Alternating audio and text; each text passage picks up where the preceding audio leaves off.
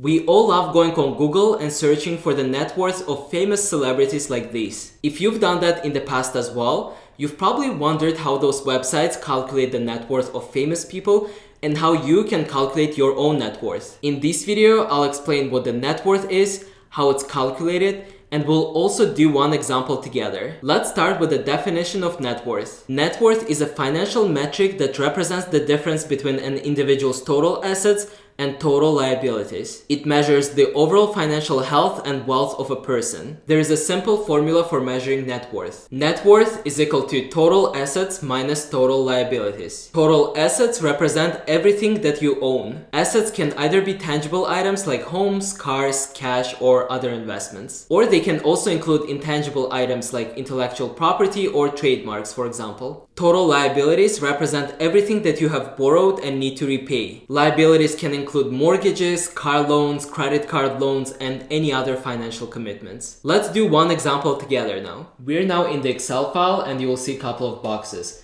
One for total assets, another for total liabilities, and the third one is for net worth. Let's start with plugging some numbers for the total assets box. Let's assume that the person we're calculating the net worth for has $20,000 in cash, so we'll put $20,000 here.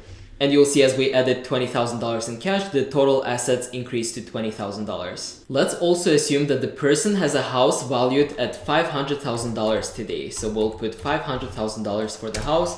So the total assets increased to $520,000. Let's also say that the person has $50,000 in stock investments. So we'll add $50,000 here and we're now at $570,000. And lastly, let's say the person owns a car which is worth $25,000. So we'll just add $25,000 and you'll see that the total assets that the person has is $595,000. Let's now move into the box number 2, total liabilities. In the first box, we said that the person has a house valued at $500,000.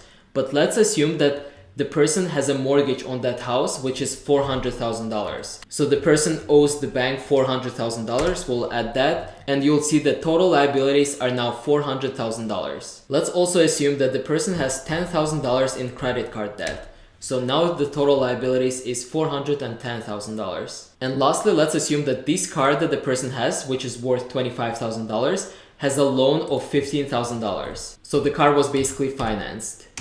Now we're done with table number 2. You'll see that total liabilities are $425,000. And as we remember, the formula for the net worth is total assets minus total liabilities. In this case, $595,000 minus $425,000 results in a person's net worth of $170,000. So this is how you measure your net worth correctly. Thank you for watching the video and I'll see you in the next one.